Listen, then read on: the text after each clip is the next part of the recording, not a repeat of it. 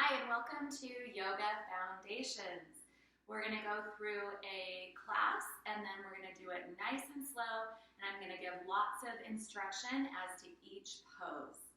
So we usually start just sitting in a comfortable, easy seat. So this could mean this kind of crisscross applesauce position. It might mean bringing your soles of your feet together. Whatever is pretty comfortable that allows you to put your sit bones down on the ground on your mat, and then allows you to sit up really nice and tall, right? So your spine is elongating all the way from your sacrum all the way to the crown of the head, sitting up nice and tall. You could even put your feet forward, whatever makes you comfortable here. We usually start by closing the eyes and just focusing on our own breathing. So you're going to focus on your breath, just noticing what your breath is feeling like. Is it shallow? Is it deep? Is it slow? Is it fast? What do you notice about the air as it moves in through the nose and out? Maybe you're noticing the temperature, the smell, the texture. So just focusing on your own breath.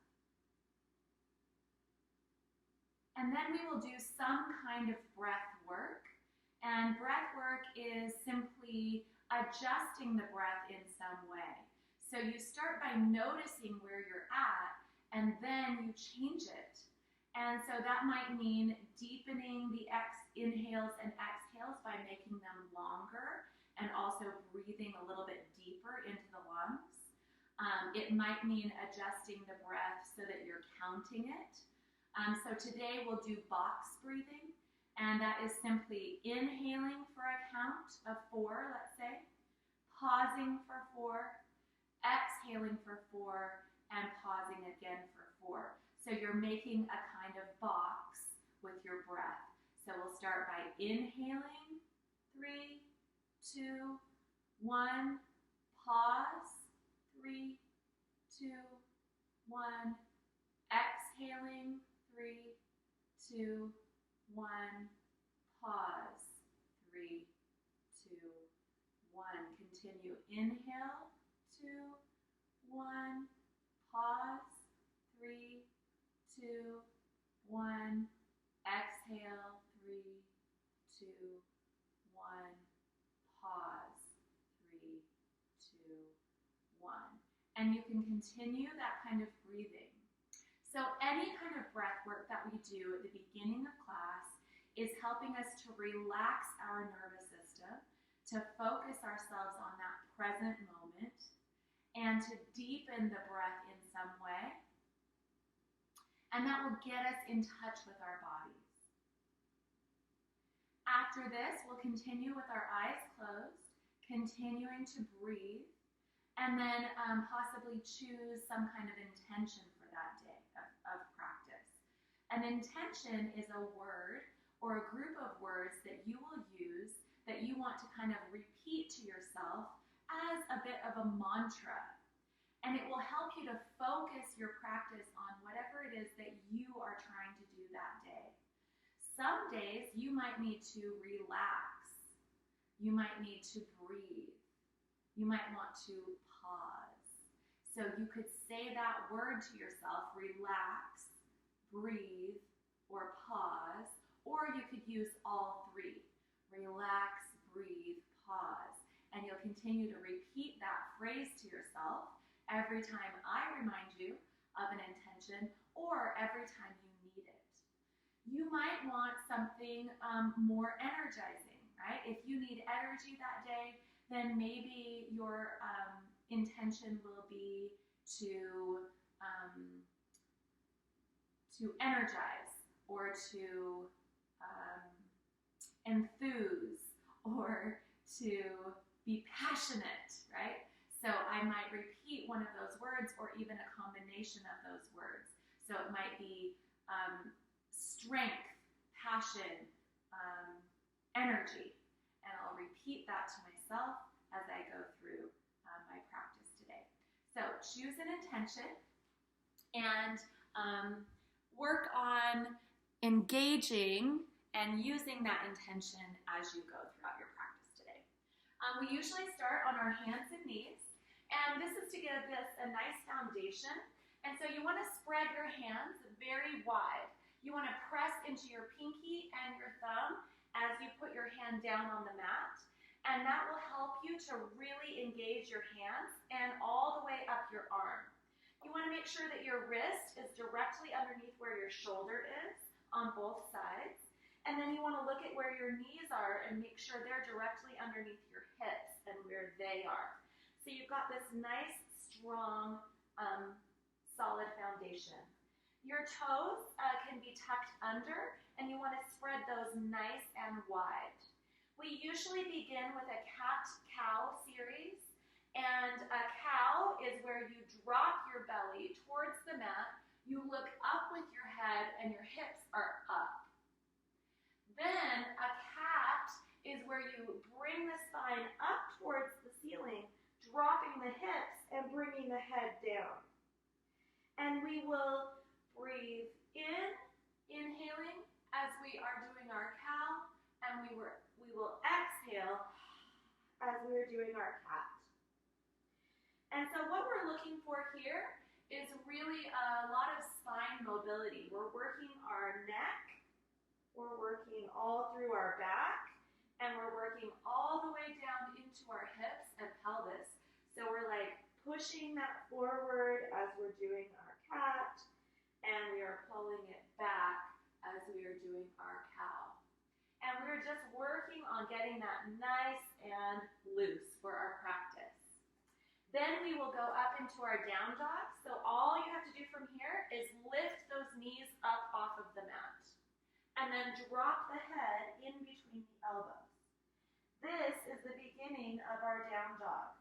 We are just relaxing our head. So check your head by making sure that you can shake it yes and no. And just relax it. Our hands are still really wide, and we're pressing into those thumbs and those pinkies.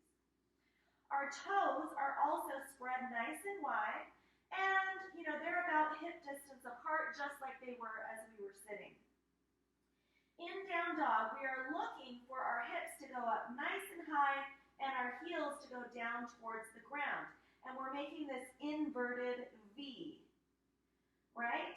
Now, it's totally okay if you're not to this point. This is a hard point to get to. So you might start with your knees quite bent. And then you can try to kind of move those heels down towards the earth as you maybe pedal out your feet. Pedaling is just like what you would do on a bicycle, right? We're pushing one foot down at a time. Eventually, we want to get to, like I said, this inverted V, okay? Then we will either tiptoe or we will hop in between our hands, do a deep knee bend here, and then come all the way up, putting our hands out to the side, and then meeting them at the top, and then bringing them down to our heart. So with this pose, we are looking to bring our thumbs into our heart space. Our hands are nice and wide, and we are pressing our hands together and then pushing them towards our heart. And so if we've got our feet kind of hip distance, then we're really engaging our arms, and our feet are kind of rooting down into the earth. Okay? Now we start our sun salutations. So a sun salutation is a section of yoga class where we get into a kind of flow of our different yoga poses, okay? And we're following our breath as we go through. So one example of a yoga flow might begin here, and we will say inhale, arms up. So we will inhale, bending our knees, and then bringing our arms up over the head. And again, from the front, this looks like inhale, arms up. And we can either meet them at the top or just come right here, parallel. And then I will say forward fold, exhale. So on a forward fold, we are standing up nice and tall, and then we are moving our hands down towards the earth, bending our knees, when we are in this kind of forward fold, okay? Eventually, you want to get where your knees are fairly straight, your head is down towards your feet, and your hands are just loose, right, at the sides. So it would be awesome if you were in a complete forward fold. But wherever you are is right where you're supposed to be, and it's better to have some knee bending here so that you can kind of touch the ground here. Bend them as much as you need to in order to touch the ground, okay? And then I will say halfway lift. Now a halfway lift is where you will again try to straighten those legs, pushing into the shins with your hands, and we're trying to get a long, nice line between the back, right, the bottom, all the way to the top. Nice, strong, straight line. We're really elongating the neck, we're elongating the whole back, and that might mean bringing the belly in, right? And then lifting back through the shoulders so that we're nice and long. A good way to check yourself is by looking in the mirror and seeing if you're straight, okay? Then we will fold forward again. Again, keep those knees bent if you need to. And here's a good way to check yourself to see if you're doing the forward fold. Grab your elbow with one hand, grab the other with the other, and then just allow yourself to hang. Try by moving to the right, moving to the left, and then moving back to center. You might notice that you got a little bit more in your forward fold. Try it again. Move to the right, move to the left, and move to center. We get a little bit more distance in our forward fold. We're really allowing the back of the legs to stretch and the back to kind of open. Good, then we will put our hands down on the mat and then step backwards, okay? So we might step into I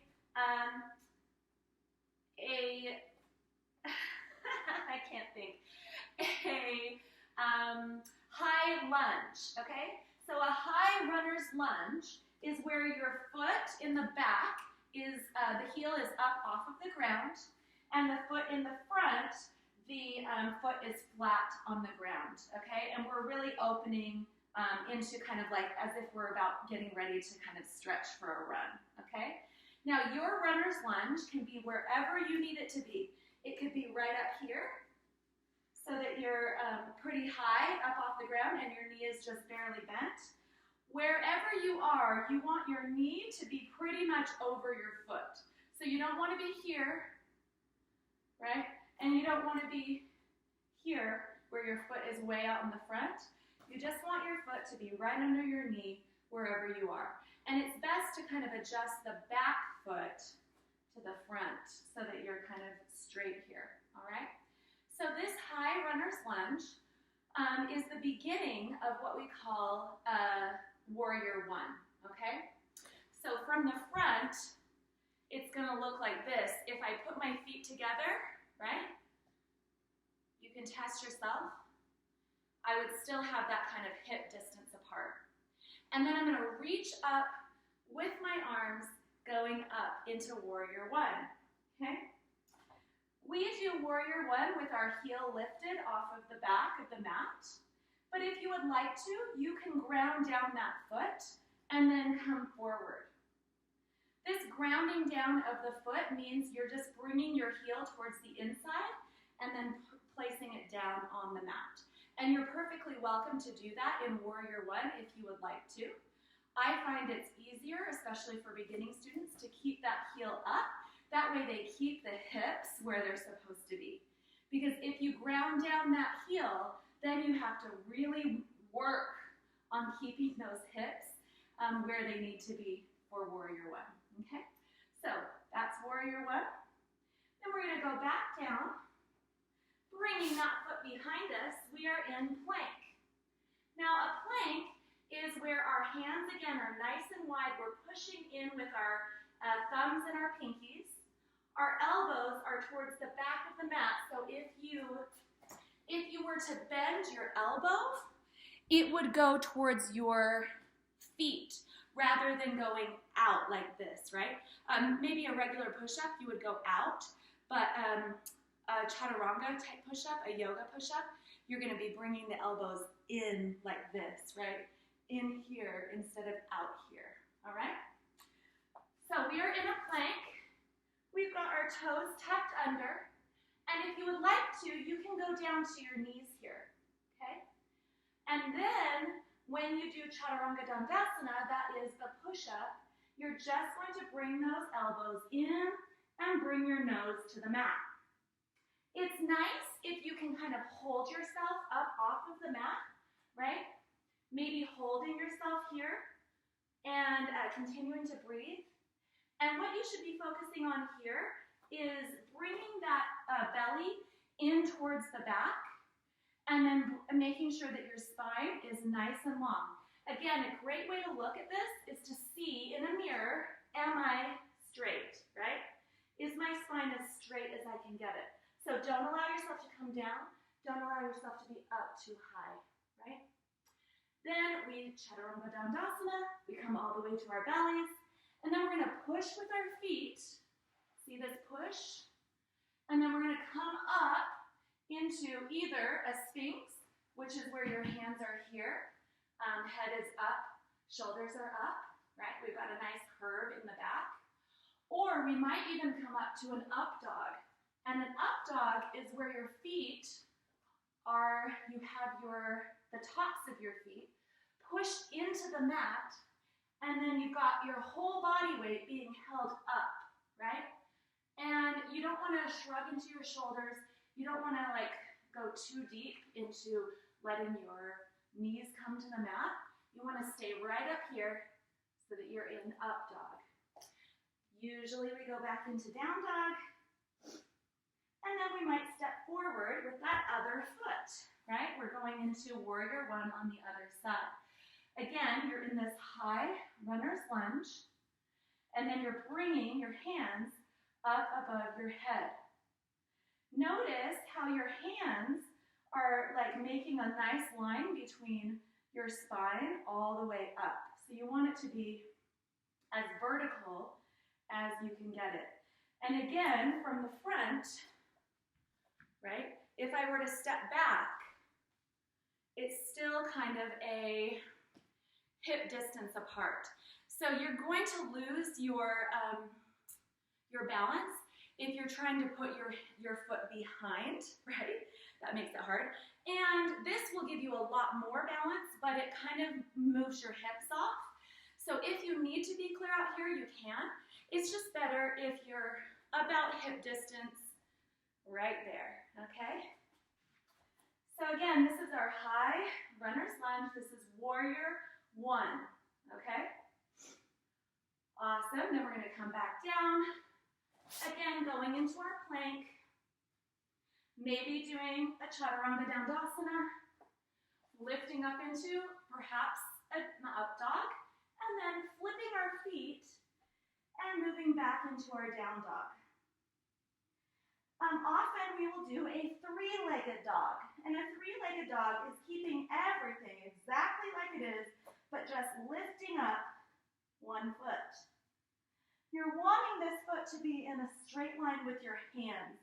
So this is a nice diagonal all the way from your fingertips up to the bottom of your foot.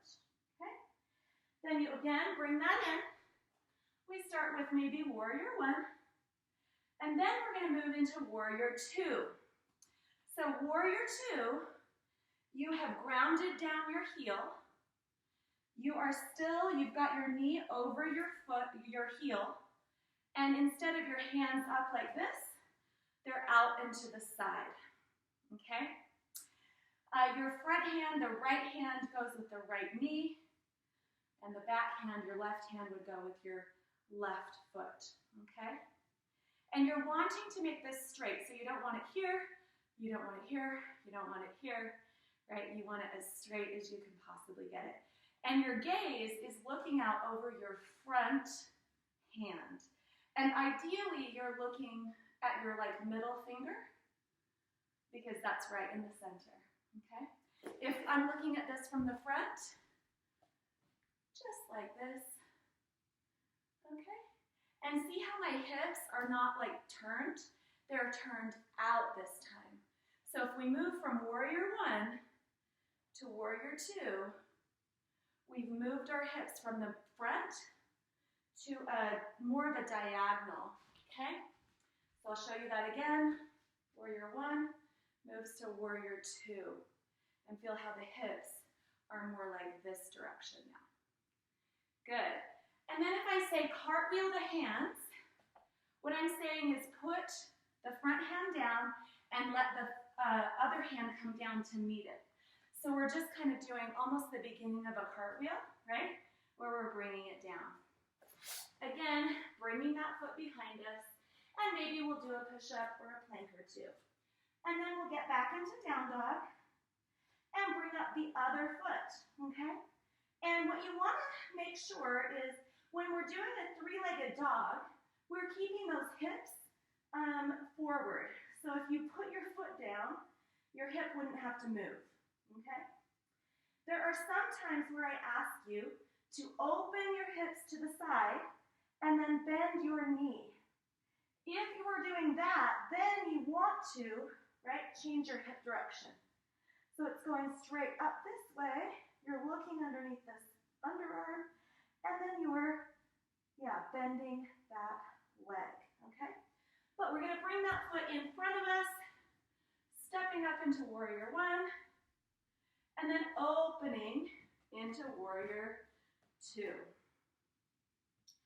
Now, sometimes in these warrior poses, we have some other things that we're doing. So we might do something like a peaceful warrior. And a peaceful warrior, you're going to drop the back hand, and you're going to put the palm up on the front hand, and then bring it up into the air. So our hands, instead of here, are here. And we're looking up at the hand in the air. We're allowing this one to drop down towards the earth. And we're keeping that nice bend in our legs, okay? And then we might go back to warrior two again, okay? Now from here, there's a couple of different things that we might do. So we might do come onto our front leg, lifting our back and bringing our front into a line. And again, we're looking for a nice long line in between. Or we might bring our hands to heart center and then lean over our front leg. We might bend our front elbow, placing it on our knee, and then bringing the top hand straight up. This is what we call extended side angle. So in extended side angle, we want our heel, our knee, our elbow, and our shoulder to all be in one line, right? See how my shoulder is right over my elbow, that's right over my knee, that's right over my ankle, okay? And then my top hand, right, is making one nice long line with my leg, okay? So my hand all the way down to my toe is all one solid line. This is extended side angle, okay? And I can test myself, am I in alignment by lifting my, lifting my elbow off of my leg, okay? Awesome.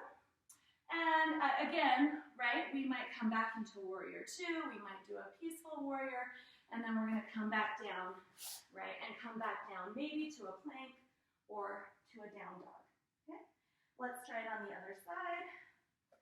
So we're lifting that foot into warrior one, opening warrior two, and then try that peaceful warrior and extended side angle on the other side. And again, if I say sink into the hips, what I mean is go a little bit lower if you can. And that might mean that you need to kind of move your feet slightly, like you could move your foot an inch forward, or you could move your back foot an inch back. So if I'm like right up here and I say sink deeper into the hips, If I sink just deeper without moving my feet, then my knee is going to go way over my foot, right? So I'm going to have to like step that foot back in the back, or I have to step the foot a little bit in the front, okay? So I'm trying extended side angle. Maybe I'm pushing myself up into, right? Or I'm putting my hands together and coming down into a kind of humble warrior, okay? So those are basically the main aspects with your sun salutations, okay? Then we usually go into some kind of balancing pose. I like to do the tree because most people are familiar with it. Now a tree is where you will step onto one foot and make sure you're nice and balanced, and then bring your knee as high as you can. For some people, that's just going to be right down here, right? Right down here, and that's okay. Or if you can, bring it all the way up. I like to rotate our hip outward. See if you can do that, right? No matter where you are, see if you can rotate that hip. Hip mobility is one of the things we lose as we age, and so it's a really good thing to try to do, okay? So you're rotating it out to the side, and then you're going to bring that toe into the leg, right? And again, this could be down here. You could even touch the toe on the ground if you have no balance whatsoever. You can bring it into the calf. So you're pressing here, and that way if you fall, it's really easy to touch down, okay? Or you want to bring it up above the knee and placing it into the inner thigh, okay? And then we will grow our tree limbs. And the purpose, of course, of balancing poses is that you are challenging your balance. So if this is way too easy for you, right? This is too easy, then maybe wave your hands in the wind to cause yourself to have some balance checks, right? To make it a little bit harder for yourself, okay? You can also grab your toe and move into more advanced poses by like stretching your toe out in front of you, right? From the side, this looks like this.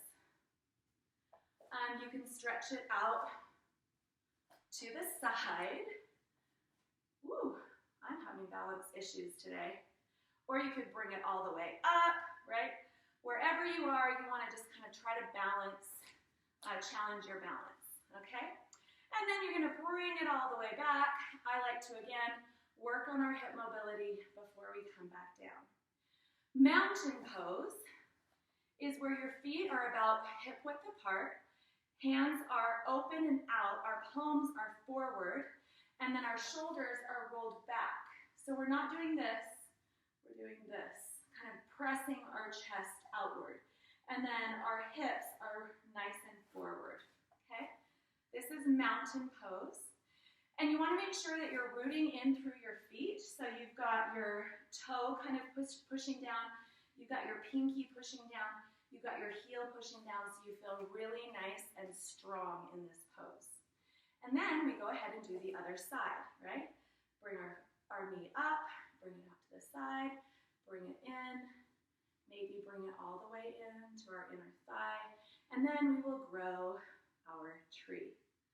And on the other side, we are, again, trying to challenge our balance. And you may notice that different sides of your body are different, and that's okay, right? None of us are completely symmetrical. And so we may have better balance or better stretch on one side than the other. And again, if that's too easy, you can grab that toe and kind of play with it a little bit, right? Play with it. And sometimes you can even challenge your balance if you don't want to lift your leg up into the air. You can challenge your balance by just closing your eyes. And that often will give us enough of a balance check, you know, to force us to kind of really work that core, okay? And then again, I'm going to bring that forward and then step out, open up into mountain pose. And again, making sure that those shoulders are down and rolled just slightly backwards, okay? From here, we might move towards the floor, or we might move into a chair sequence. Chair is very simple. We put the toes, big toes together, and maybe there's an inch or two between the heels. And then we just sit down as if we are in a chair, okay? And then we're reaching up so that we're in a nice long diagonal. So the line is from the fingertips all the way down, again, to the bottom of the spine, making that nice, long, straight line, okay? That's our chair. And we might do a series of different chairs where we're, maybe lifting one foot off the ground, or maybe even doing an eagle. So an eagle pose is where you're sitting in the chair, and then you cross one leg over the other. Ideally, you're getting your toe wrapped behind the leg that is on the floor. And then the elbow, is coming over. And we are in this eagle pose. From the side, it looks like that. Okay? And then eventually we will make our way to the floor. So we might do a squat. With a squat, we are getting our tailbone down towards the ground and sitting deep into, a nice squat. Now this will really open your groin area. It also really helps with your hips and hip mobility too. And then we're bringing the elbows right inside of the knees that are bent, and we're bringing those hands again, pressing them together and pressing the thumbs into the heart, right? So our knees can kind of help us pressing those elbows in towards the hands, right? And that pressure that we're putting in with the knees, like pressing kind of forward, is going to help us kind of loosen up those ligaments down there, okay? Wherever you want to be in your crouch is fine. If you need your toes a little bit more forward instead of out at a diagonal, that's fine.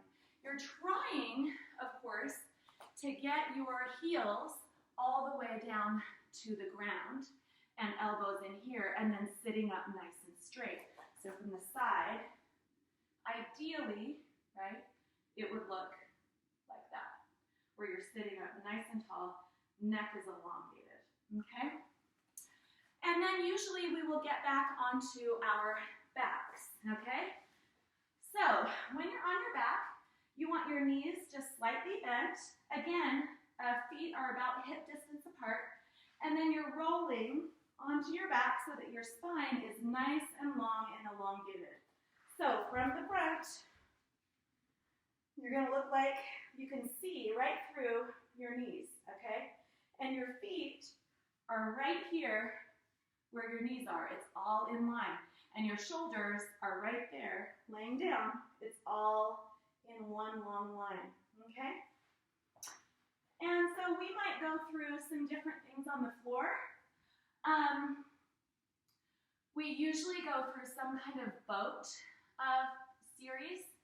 And the boat is putting the feet up and hands up, okay? From the front, your feet are all the way up, hands are up. So you're pressing your feet and your knees together, and then your hands are out to the side, okay? Now, in order to prep that, we need to often just start down here, right? We might just lift our back and shoulders and head and arms up off of the mat and be kind of reaching towards the knees. This is kind of like the beginnings of a sit-up, or it's a crunch. And we like to lift our heels or even our full feet up so that we're really getting both the top of the abs and also the bottom of the abs, right? If you don't lift your feet, then you're really only working the top section of your abs. Now, if it's too hard to do both, then maybe you could do one this way, right? With just a kind of little lift, and then one this way, where we're leaving the feet down and the abs are working both ways, right? So you want your abs to kind of have both that lower ab and the upper ab as we're doing our boat section, okay? And then often, also on the floor, we will do some kind of pigeon, okay? Now, a pigeon, when you're looking at it from the top, We usually get into it from down dog, so we're here. We usually lift that foot and then bring the knee in between the hands. Our foot is out here to the side where our hips are.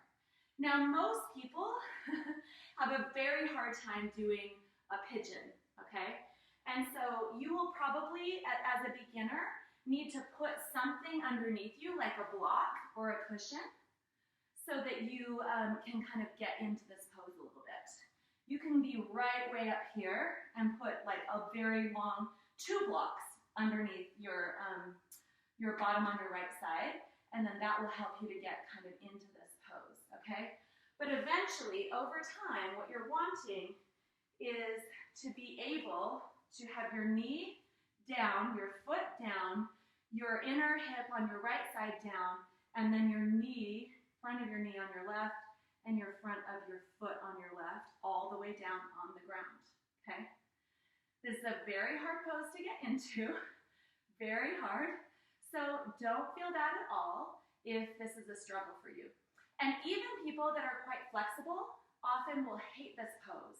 And there's a number of reasons for that. I think that like stretching out our hips for some reason is like psychologically difficult. We have this kind of fear, about it. And I think because we probably keep a lot of our emotions, in our gut. And so this pose can tend to be very hard. Now you can be up like this during this pigeon. You could be coming down on your elbows. You can even stretch all the way out and be in this pigeon pose, okay? On the other side, where again, a nice way to get into it is bringing that hip up behind and then bringing the knee just right in between our hands. And you could just stay right here, right? And if you need a little bit of help, you can stack a block underneath your hip on the other side. And if you can, you're gonna sink down, press the top of your foot into the mat, and we are in pigeon. From the front, it looks like this. Okay. From the back, like that. Okay. And again, we don't have to keep ourselves upright. We can, if we want to, move onto our elbows, even stretch out our hands in front of us. Okay. There are some variations, so I might say bend your back knee and then reach for it with the hand. So this is one variation of pigeon. You could even reach for both hands to the foot. Lots of variations of pigeon. Now, I like to do the pigeon in a reverse way where you're on the floor. So your back is straight, you're on the floor, you reach your foot up into the air and you put the outside ankle on this knee. You bring this knee, your right knee, down towards the other so it's in a nice line, and then you bring the entire thing in towards your chest. This does a very similar stretch as pigeon, but it keeps your back nice and flat. And so it will actually help you probably to make more progress. So we'll do that on the other side.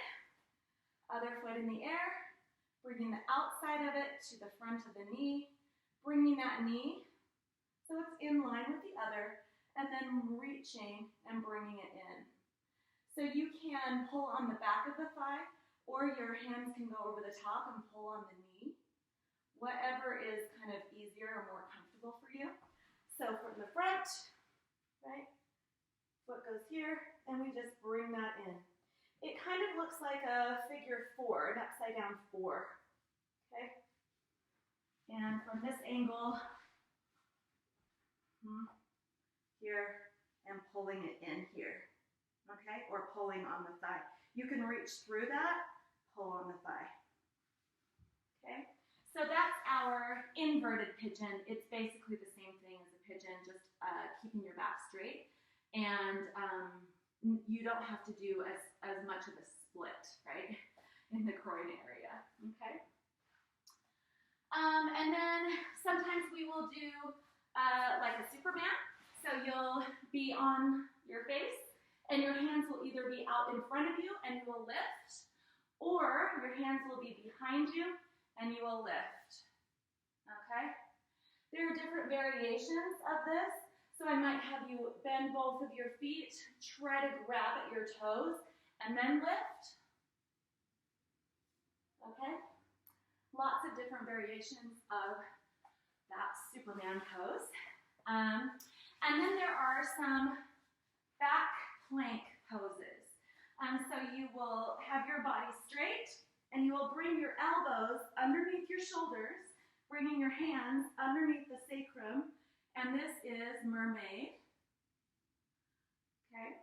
And then we can even push into our hands, lift up off of the mat, and this is our inverted plank, our backwards plank. And it basically is the same thing as our plank, except for we're doing it with our chest up instead of the chest down. And again, we're looking for that nice, long, straight line if we can, okay? I think that covers most of the poses that we do. And then at the end, we will do Shavasana. Now, Shavasana, they say, is one of the most important poses and one of the most difficult. Now, it's not difficult physically because all you have to do is lay down, right? You're going to bring your feet a little bit wider than hip distance apart. You're going to lay all the way back. You're going to allow your feet to just kind of flop outwards. We're going to bring our hands and flop them outwards with our palms up. And we're just totally relaxing the body, right? Shavasana is what they call corpse pose, okay? So you're just laying there and relaxing. But the aim of this pose is to empty the mind, to really give yourself a clean slate, a complete rebirth. And so emptying the mind is what is so difficult for many of us. We get thoughts, we get, oh no, I need to do this right after this class, or I've got to make sure I do this, or, you know, we have our little to-do list, or we might start thinking about something that happened that morning, oh, I wish I wouldn't have said that, or I wonder what I'm going to eat next, right? So our mind likes to kind of continue to be on this hamster wheel, right? A lot of our thoughts repeat, and they're extremely repetitive, and we think kind of the same things day after day. So what Shavasana is aiming to do is to really allow our thoughts to quiet and leave a very blank space in the mind and allow us to just be in that present moment. And in the present moment, you're not doing anything. You are just laying there, staying relaxed. And so that's why it's hard. Now, there are a number of different ways that different people have used to try to achieve this blank mind. And they are all kind of meditative techniques. And meditation is really why yoga started in the first place. It was to help us to be better at meditation. And then, of course, to like strengthen the spine, which is you need a really strong spine if you're going to sit for many hours at a day, right, doing meditation, right? This is a difficult thing to do, is to be still and to sit up nice and straight. And so that's what yoga was really developed for. And so there are a few different techniques. One of them is actually doing kind of the opposite of what you're supposed to do, which is repeat your mantra. So if you have an intention that was, for instance, relax, peace, right? Then you would just repeat that, relax. And then anytime something came into the mind, relax. Anytime you had another thought, relax. You're just saying that to yourself in your mind, okay? Now, that doesn't really achieve the entire directive of blanking and emptying the mind, and so you might need to do something else. And so there are a few techniques that I use that I feel like are very helpful. I'm a very visual person, and so often I will try to imagine that I just got a blue sky, right? Just a blue sky, and I am just witnessing this color blue. And it helps me so that I can leave a nice blank space. And then that way, if a thought comes, I can make it into a cloud, and then it can just pass right by. So if my thought comes, ooh, after this I need to, right, and I start going on my to-do list, I can just see that from the distance. Oh, that's just a cloud, my to-do list. I'm going to let it flow by. I'm not going to pay it any attention. Just going to allow it to pass. Other practitioners have said, the mind is like this river that is a continual movement. And if you just allow it to continue to move and you are just the witness, then whatever thoughts come, they kind of just pass on by just like water in a stream, and you are just simply the observer of your thoughts. So try, if you can, to empty the mind and to just allow yourself to be a witness of anything that does come up, and then allow it to pass by. And so that's why Shavasana can be very difficult. So at the end of Shavasana, I usually will have you take some breaths, maybe wiggle the fingers and the toes, and then you're going to turn onto one side. So when you turn onto the side, this is almost like a little bit of a, you're just like crunched up, almost like you are in utero. And I do think there is something symbolic in it, where you're kind of participating in this idea of rebirth.